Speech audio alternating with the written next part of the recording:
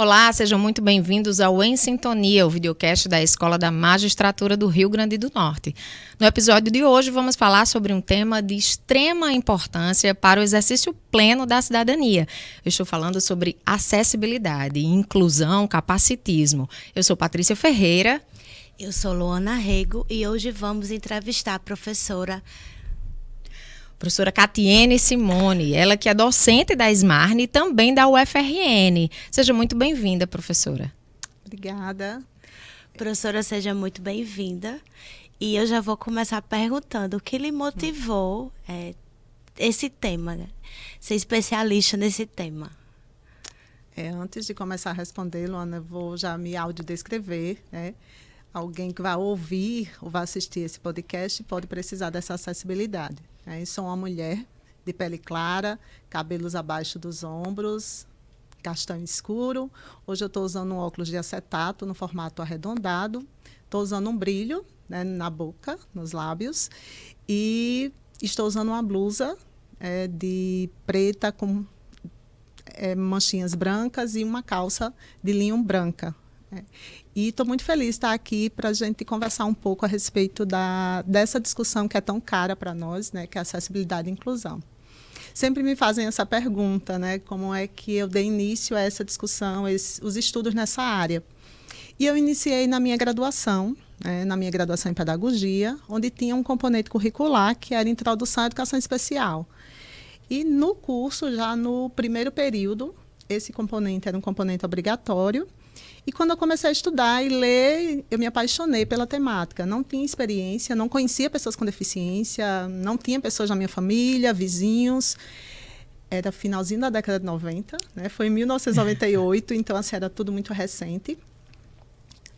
A inclusão das pessoas não se falava, né? Então essas pessoas não estavam incluídas na sociedade. E a gente estudava na universidade a respeito disso. E foi esse tema que me chamou bastante atenção. E aí, a partir daí, eu comecei a estudar, ser aluna de iniciação científica, depois fui fazer mestrado, doutorado na área, né? E aí tem mais de 20 anos que eu venho estudando sobre essa temática, e sou assim apaixonada. Catiene, você falou muito bem agora sobre a data de quando você se apaixonou pela temática, né? E a lei sobre acessibilidade no Brasil, ela é de quando? O que é que ela trouxe? O que é que nós temos hoje de lá para cá? O que é que caminhamos nesse sentido?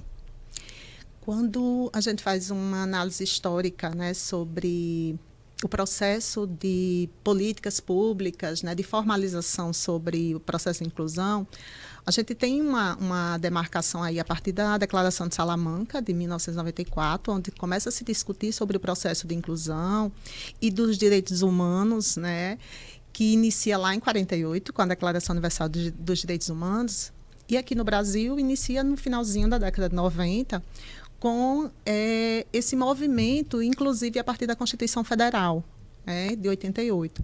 Então, o Brasil começa um movimento de redemocratização, né, de promover uma garantia de direitos à sociedade. E aí começa também um movimento das pessoas com deficiência em garantir os seus direitos.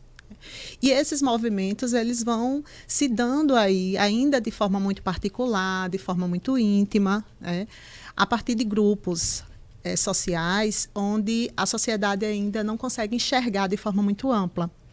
E aí, quando a gente vai para a lei só data de 2015. Então, a Lei Brasileira de Inclusão, que também é conhecido como Estatuto da Pessoa com Deficiência, só é datada de 2015. Então, é muito recente. É recente. Nós estamos em 2025, ela tem uma década. E aí a gente percebe que, anteriormente a essa lei, a gente tem outras leis que garantem outros direitos, mas de forma muito isolada, né, muito particular. O reconhecimento da Libras enquanto língua brasileira de sinais, o reconhecimento e a necessidade de difusão do Braille, a tecnologia assistiva também como uma garantia de direitos para a pessoa com deficiência, a audiodescrição. Então, a gente vai percebendo que existem outras leis que vão sendo e resoluções e outras normativas que vêm buscando garantir a acessibilidade e o direito da pessoa com deficiência. Mas a demarcação enquanto lei é de 2015. E aí, a partir dela, a gente percebe um movimento aí em todos os setores, né, da sociedade, em garantir realmente a inclusão da pessoa com deficiência em diferentes setores. Né? E aí, quando a gente olha no processo educacional, por exemplo, a gente percebe que as pessoas estão chegando hoje, as pessoas com deficiência estão chegando no ensino superior, que há uma década a gente não conseguia. Não chegava, né? Não chegava. Né? Não se tinha assim, a perspectiva de que a pessoa com deficiência chegasse lá.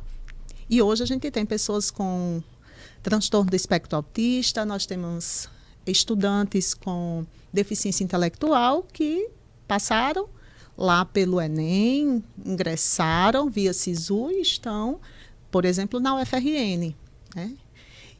Isso era inimaginável. Os primeiros estudantes com deficiência que trouxe um movimento dentro da instituição, falando aí da UFRN, que é a qual eu conheço, foi de 2002. Então, os estudantes com deficiência, alguns com deficiência visual, entraram 3, entraram em 2002 e isso causou um movimento dentro da instituição, porque ninguém sabia como trabalhar com estudantes cegos. Né? E foi necessário um movimento da instituição, um movimento dos professores, um movimento de formação e de discussão sobre a temática para que esses estudantes, futuros profissionais, pudessem ter a garantia da igualdade de direitos, de oportunidades, pudessem exercer sua autonomia, né, dentro da instituição. E aí você falando sobre esse tempo, que é um tempo relativamente curto, né? E que a gente tem caminhado tanto e tem se falado tanto agora sobre inclusão, sobre capacitismo também. E eu queria que você trouxesse para aqui o conceito mais claro da acessibilidade, porque, Luana, não sei para você, acho que para a maioria a gente tem aquela ideia de que acessibilidade a gente já nos remete à ideia de rampa, de estrutura física, mas o que é de fato o conceito da acessibilidade, quais são as dimensões da acessibilidade? Quando a gente fala de acessibilidade, a gente fala da garantia do direito da pessoa de ir e vir, né, com autonomia e com independência. Então, a gente fala da parte estrutural, arquitetônica, né? Da rampa, do elevador, da porta largada, né? Da maçaneta da porta. Então, eu estou falando de algo que qualquer pessoa, tenha ela condição de deficiência ou não, ela consiga ir e vir dentro desses espaços. Né? E aí, quando eu tenho uma pessoa com deficiência visual, por exemplo, onde o piso não está demarcado, orientando a ela como se deslocar, quando eu não tenho uma porta acessível com uma abertura automática e eu sou uma pessoa tetraplégica e faço uso de cadeira de rodas, eu estou impedida de ir e vir. Então, garantir a acessibilidade é garantir que qualquer pessoa possa ter acesso aos diferentes espaços com autonomia e com independência. Né? E aí a acessibilidade não se restringe apenas ao espaço físico, né? Como esses exemplos que eu coloquei. Mas tem acessibilidade comunicacional, que aí é a garantia do acesso à informação, seja ela por meio da língua brasileira de sinais, seja ela por meio do braille. Uma pessoa que lê em braille, os comunicados chegam para ela como? Se ela não consegue ler o texto num formato em tinta, eu tenho que encaminhar para ela num formato digital acessível. Isso é um acesso à comunicação, à informação. Né? O acesso a um portal, por exemplo, da internet, onde eu possa estar tendo acesso às imagens, aos menus. A gente tem normativa internacional, que é a WCAG, que define aí todos os recursos de acessibilidade para que qualquer usuário, tenha ele deficiência visual, auditiva, outras condições, possam ter acesso ao mundo digital, a construção de um site de forma acessível. Nós temos a acessibilidade, além da arquitetônica, comunicacional, instrumental, os instrumentos, os recursos. Uma mesa retrátil, onde ela possa regular e não ter um tamanho padrão. Isso também é acessibilidade. Uma cadeira. A gente não tem noção, né, dessas necessidades de quem tem algum tipo de deficiência. Você está falando dessas barreiras e a gente tem um vídeo aqui que a gente poderia passar, eu gostaria de passar, que é exatamente sobre essa questão das dimensões comunicacionais, digitais, como você bem falou. O Tribunal de Justiça vem desenvolvendo, né, acesso à justiça, vem desenvolvendo algumas ferramentas exatamente para facilitar e para possibilitar essa inclusão. E são ferramentas comunicacionais. A gente tem um vídeo, vamos ver se a gente consegue passar agora esse vídeo. Olá, eu me chamo Ana Paula Nóbrega, sou mulher branca de cabelos castanhos escuros abaixo dos ombros e estou vestindo uma blusa social na tonalidade roxa. Você já imaginou um portal público digital realmente acessível a todos? No Tribunal de Justiça do Rio Grande do Norte, isso é uma realidade. O projeto Comunicação Digital Acessível e Inclusiva no portal do TJRN é uma iniciativa da equipe da Secretaria de Comunicação Social, que vem desenvolvendo soluções para tornar a comunicação digital mais acessível, clara e inclusiva para todos os cidadãos. Com base nas demandas reais dos usuários, em 2024, o projeto Comunicação Digital Acessível e Inclusiva desenvolveu recursos com foco em 2 eixos: acessibilidade tecnológica e linguagem simples. As ferramentas de acessibilidade tecnológica auxiliam os usuários no acesso aos conteúdos. São elas: o módulo de ajustes de acessibilidade, o leitor nativo de texto nas notícias e a tradução de conteúdo para Libras. Já as iniciativas de linguagem simples auxiliam os usuários na compreensão do conteúdo. São iniciativas desse tipo a busca processual simples, o resumo de notícia criado por inteligência artificial, os precedentes em linguagem simples e o glossário jurídico nas notícias. TJRN, Justiça acessível e para todos. Professora, vídeo como esse, né? A gente tivesse há década. Quais os principais avanços, assim, na justiça, por exemplo? É esse canal que possibilita, né, a inclusão do Poder Judiciário. Fala um pouquinho dos principais avanços. Isso, Lona, a gente percebe assim, avanços que já vinham de forma tímida, mas que vinham caminhando.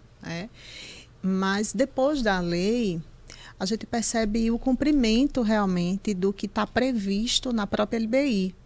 Então, a gente já percebe sites acessíveis como esse do tribunal, nós já percebemos as novas estruturas, a construção de prédios com todo esse aparato aí de acessibilidade, a garantia desse direito, uma compra mais consciente de materiais, de recursos materiais que garantem realmente uma acessibilidade. Então, na hora em que eu estou falando na compra de material, é você comprar uma cadeira que seja retrátil, ou seja, que qualquer pessoa consiga usar e não só uma pessoa padrão, né, considerado dentro do padrão. Portas alargadas, mecanismos de acessibilidade. Então, a gente já percebe que hoje já existe uma compra mais consciente de alguns materiais, pensando nessa perspectiva do desenho universal. Porque qual é a ideia do desenho universal? É importante esse conceito, né? É pensar numa perspectiva do maior número de pessoas usarem aquele espaço. Né?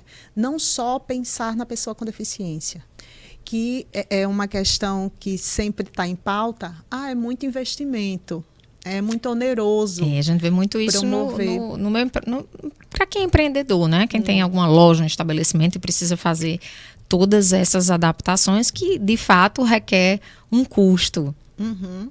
E aí a ideia é que, se você pensa numa perspectiva de que quem vai usar aquele espaço na hora do planejamento, antes da execução, pensa nessa perspectiva do desenho universal, ou seja, quem vai usar aquele espaço pode ser uma pessoa com deficiência visual, auditiva, física, pode ser um idoso, pode ser uma pessoa jovem, pode ser uma pessoa sem deficiência.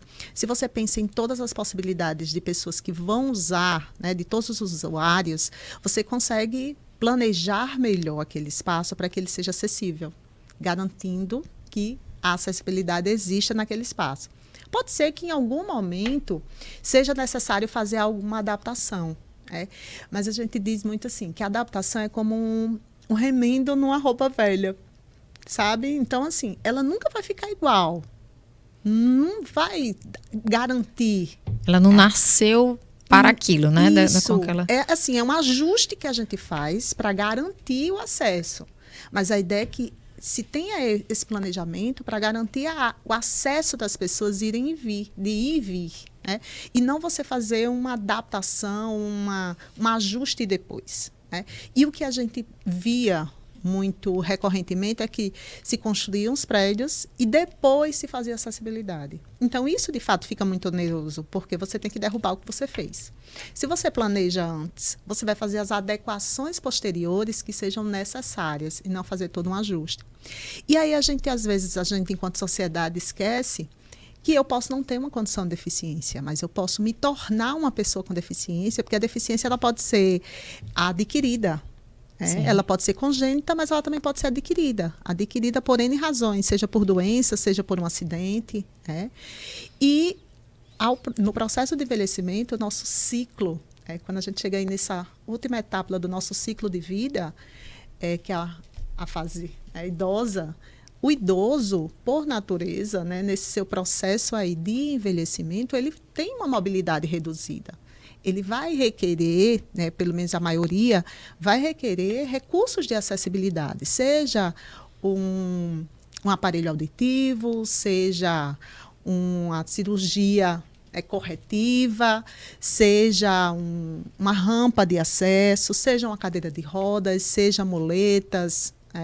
Então, às vezes a gente pensa que a acessibilidade é para o outro. A gente pensa que a acessibilidade é algo longe, quando a gente não vê uma necessidade primária, né? A gente acha que aquilo é longe, é distante, e às vezes até por achar que é distante, não tem a consciência sobre a forma como você está falando, que isso pode ser algo que pode chegar para qualquer uma em qualquer momento da vida. E na nossa velhice, quando estamos mais idosos, isso aí naturalmente também vai aparecer. O censo que saiu agora em maio, ele revela dados, né, nesse sentido, de que a população idosa ela tem uma grande maioria de pessoas na condição de deficiência e de mobilidade reduzida. Por mais que a gente esteja vivendo uma sociedade que está buscando uma melhor qualidade de vida, está buscando se cuidar um pouco mais, no entanto, há uma necessidade realmente de cuidados e de garantia de acessibilidade para que elas também possam circular com autonomia e independência nesse contexto social. O tribunal tem o NAI, né, que é um núcleo de acessibilidade, a gente mostrou esse vídeo, e tem outras ferramentas que são relativas às audiências, às sessões das câmaras criminais, do pleno, das câmaras cíveis, ela já tem o recurso das libras, né, e um magistrado que precise em alguma audiência ter a presença de um intérprete de libras, ele pode recorrer, isso já é um grande passo para a inclusão. E aí eu queria que você falasse um pouquinho sobre essa questão de capacitismo e de inclusão ou de exclusão quando a gente não encontra essas ferramentas de acessibilidade em um espaço público, por exemplo.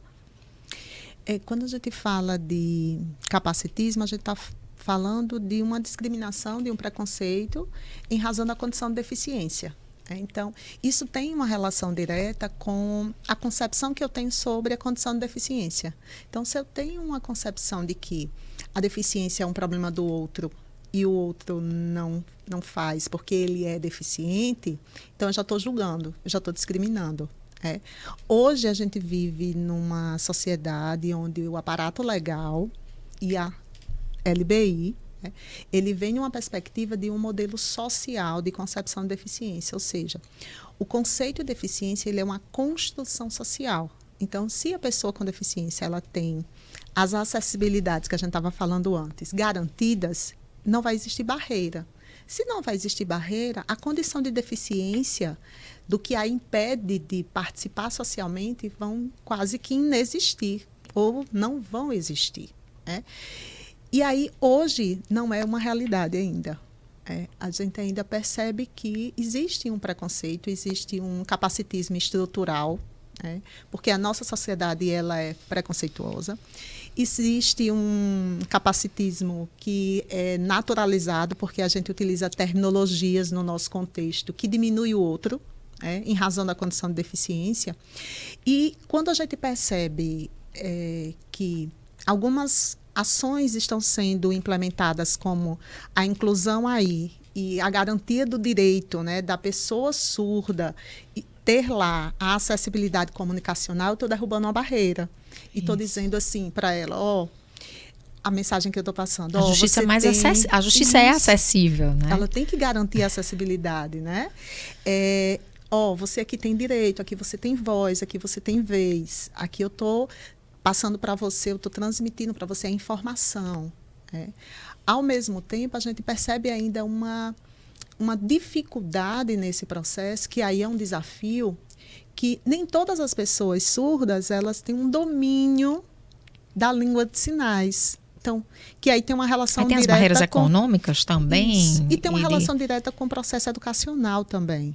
Então, a gente já ouviu vários relatos de intérpretes, inclusive, que participam de audiências, mas que têm uma comunicação difícil com a pessoa surda que está lá, porque ela não compreende termos, ela não compreende conceitos, ela não entende exatamente do que está acontecendo. Sim, tem uma comunicação muito do senso comum. E a língua de sinais, ela é uma língua com estrutura gramatical, com toda uma compreensão que requer uma compreensão linguística para poder a gente se comunicar. E se a pessoa surda ela também não tem essa língua de sinais estruturada, não tem domínio sobre isso, essa comunicação também ela vai ficar um pouco falha nesse processo. E aí, falando justamente das audiências, é comum, até mesmo pelo próprio processo, que é complexo. Não é tão simples assim. E aí você falou, seria a questão da acessibilidade atitudinal, né? Das atitudes, você falando aqui. E aí, sobre isso, por exemplo, escolas hoje, como a escola que a minha filha está, ela já tem em disciplinas optativas matérias como Libras, né? Esse tipo de ferramenta já. Então, essa questão da acessibilidade, da inclusão, é também uma questão de educação que pode começar desde cedo, não é isso? Isso, e a barreira maior que a gente escuta da própria pessoa com deficiência, que ela enfrenta diariamente, é a barreira atitudinal. E isso é constatado também em pesquisas. Quando, semestralmente, eu faço pesquisa com os meus alunos sobre a percepção que os estudantes universitários têm sobre a pessoa com deficiência. E dentre as questões, uma é sobre acessibilidade e barreira. E aí o que sempre fica em evidência é a atitudinal, a barreira atitudinal.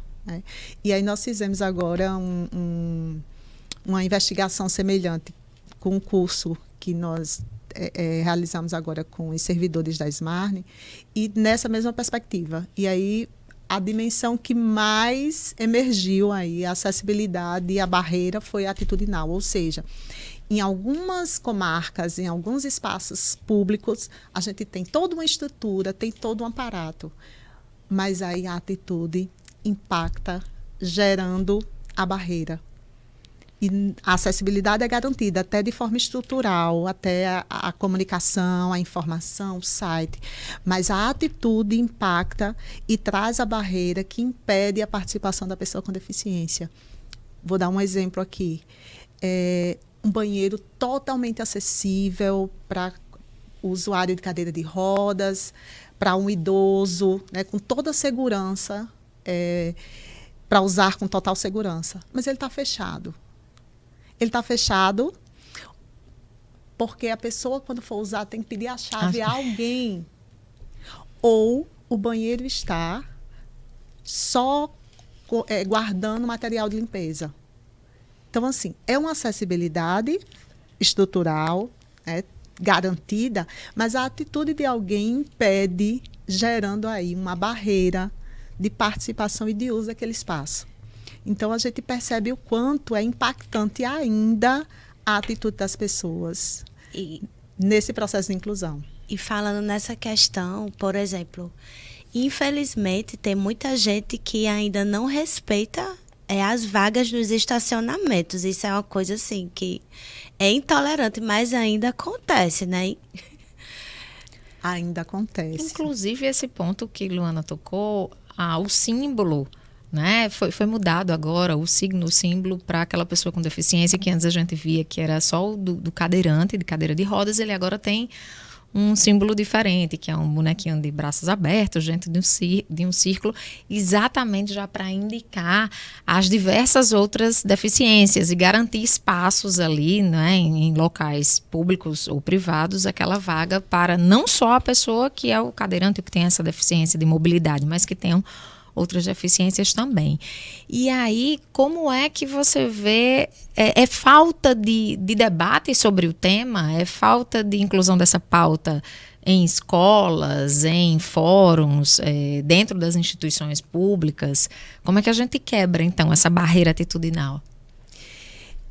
Eu vejo que é uma discussão assim mais ampla, de discussão realmente sobre a temática, e de compreender que não estamos isentos dessa discussão, porque ainda há uma percepção de que inclusão, pessoa com deficiência, é do outro, que eu não faço parte desse processo, justamente por entender que é muito distante. Ao mesmo tempo, eu também vejo que é micro, porque começa também na nossa casa, na nossa família, na nossa comunidade. Então, se a gente discute isso de forma micro, se a gente vai discutir sobre essa pauta no nosso trabalho, entre os nossos colegas, né, onde a gente discute e tem poder de decisão, porque às vezes a gente não tem poder de decisão, mas tem poder de ações, de executar algumas ações. Se a gente começa a fazer esse movimento, eu acredito, que a gente consegue mobilizar e consegue mudar numa perspectiva de promoção de uma cultura mais inclusiva. Então, acredito que tem uma participação do poder público, de políticas públicas, de uma discussão macro, mas também entendo que depende do individual e do particular. A gente não pode ficar só esperando, que esse macro aconteça e que tudo mude, porque a gente sabe que não é assim que acontece, não é assim que funciona. Mas, ao mesmo tempo, a gente também não pode fazer sozinho. Eu penso numa perspectiva de rede. Acho que a gente tem que trabalhar numa perspectiva de que nós não estamos só e precisamos de um compartilhamento, de um trabalho em rede para que as coisas funcionem, e para que esse processo de inclusão efetivamente aconteça, para que um dia a gente não fale mais de inclusão, a gente fala de participação social, a gente promova e garanta recursos e esteja aperfeiçoando e aprimorando todos esses processos. A gente só fala de inclusão porque a gente ainda tem grupos sociais que são excluídos. Se a gente não tivesse esses grupos sociais excluídos, a gente não estaria falando de inclusão. E aí, nessa relação, a gente ainda tem a questão da interseccionalidade, ou seja, a pessoa com deficiência, dependendo do contexto onde ela está, ela tem uma dupla exclusão. Se é uma pessoa com deficiência, é negra, é homossexual, mora na periferia, ela tem uma exclusão tripla, dupla, ou seja, então são outras questões que perpassam também a pessoa com deficiência. E se ela for mulher, aí vem um outro peso. Se somam, né? Vão se somando.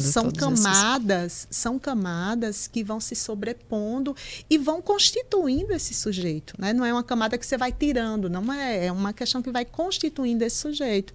Então, a gente fala muito do contexto da pessoa com deficiência. Não é só a pessoa com deficiência. Ela é uma pessoa que vai se constituindo nessas relações e no contexto onde ela está inserida. Então, cada pessoa é única. Então, por mais que a gente traga essas questões de forma mais geral, mas é necessário a gente olhar para cada sujeito como um sujeito único, individual, com suas particularidades, não generalizando, que por vezes ainda se generaliza, a pessoa com deficiência é agressiva, tal condição traz agressividade. Não. É falta de conhecimento, às vezes desconhecimento mesmo, sobre isso, porque não dá para generalizar. As pessoas são individuais, então tem as que são mais sensíveis, tem as que têm um comportamento mais, mais forte. Então, é importante a gente compreender que são diferentes entre si. Alguns vão aceitar ajuda, auxílio, outros não vão querer fazer só. né? Vão querer ter um processo de ir e vir de forma mais autônoma, por mais que enfrente várias dificuldades. Mas são pessoas. Então, acho que o mais importante, acho que a mensagem que a gente pode deixar é que a pessoa com deficiência, ela é uma pessoa. Acima de tudo, ela é uma pessoa. A condição é uma parte, é uma característica da pessoa, mas ela não se resume à condição, né? Ela é uma pessoa que tem nome, que tem identidade, que tem potencialidades. E a gente tem que começar a enxergar a pessoa com deficiência a partir dessa perspectiva, né? De que é uma pessoa, um ser humano, que tem os mesmos direitos que eu tenho e que é uma vida, né? Que vale igual. É isso aí, é quebrar esse tabu, né, professora? Quebrar essa ideia, esse preconceito e se falar mais, trazer mais isso para debate. Quem quer aprender mais ou entender mais sobre esse mundo, tem alguma dica que você possa deixar aqui de sugestão, de portal, de áreas de conhecimento? Porque eu acho que esse letramento também, essa busca pela informação, por entender aquilo ali para você também ser alguém que torne ao seu redor mais inclusivo, é importante, não é? Você teria alguma dica eu quero começar a entender mais sobre essa área de acessibilidade? Existe um portal, existem informações que possam ser acessadas mais facilmente por qualquer pessoa? Cursos? Tem a Fiocruz, tem vários cursos, várias cartilhas, guias de orientação, de linguagem simples, sobre síndrome de Down, sobre boas práticas no processo de inclusão. O próprio portal do CNJ também tem alguns materiais de orientação, que são gerais, não são só direcionados ao CNJ, mas que trazem uma discussão sobre boas práticas no processo de inclusão. Na UFRN, nós temos um programa de educação especial, um programa de pós-graduação em educação especial. Então, quem tiver interesse em fazer um mestrado, por exemplo, tem um mestrado profissional em educação especial. E nós temos a oferta de vários cursos de extensão anualmente, cursos de 180 horas, que traz essa temática, né, como pauta no processo formativo. E temos um outro programa, que é o programa de educação, um programa de pós-graduação em educação, que tem uma linha de pesquisa que também dialoga de forma acadêmica as questões voltadas para a acessibilidade e inclusão. Então, são formações, institucionais, que são ofertadas anualmente, processos seletivos, que quem tiver interesse, pode estar olhando lá o site do Centro de Educação e estar se informando mais a respeito, sobre esses cursos e sobre esses processos de formação. Excelente, excelente. E estamos chegando ao final de mais um Em Sintonia, mas eu quero deixar, Luana, você tem algum comentário? Professora Catiane também, os microfones aí abertos para as considerações finais de todos vocês. Quero agradecer a sua presença, foi uma conversa assim, que ampliou assim, todas as dúvidas e tenho certeza que a audiência vai gostar e vai se inteirar cada vez mais, né, sobre os avanços e como contribuir para uma sociedade civil mais justa e inclusiva. Muito obrigada pela sua presença. Eu que agradeço, meninas, pelo espaço, de discussão, de diálogo, e ficamos aí à disposição para outros momentos de diálogo, para discutir sobre essa pauta que para a gente é sempre um prazer estar conversando. Obrigada. Isso. Obrigada também, dizer que o judiciário está cada vez mais voltado para a importância dessa temática. Acessem o portal do judiciário, vocês vão ter todos esses recursos aí de acessibilidade. Agradecer a audiência de todos e convidá-los para ficar de olho nas nossas redes sociais e até o nosso próximo encontro.